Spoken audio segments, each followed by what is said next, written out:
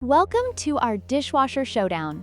Today, we're diving into a detailed comparison between the Hermitlux Countertop Dishwasher and the COMFEE's Portable Dishwasher. Both of these compact appliances are designed for small spaces, but they come with unique features that cater to different needs. We'll explore their prices, capacities, noise levels, and more to help you make an informed decision.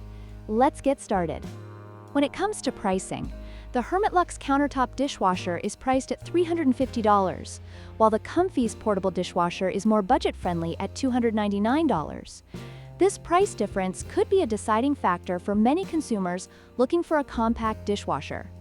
In terms of capacity, the Hermitlux can accommodate 4 place settings, making it suitable for smaller households. On the other hand, the COMFEE can hold over 30 items, which is ideal for larger families or gatherings. This significant difference in capacity is something to consider based on your dishwashing needs.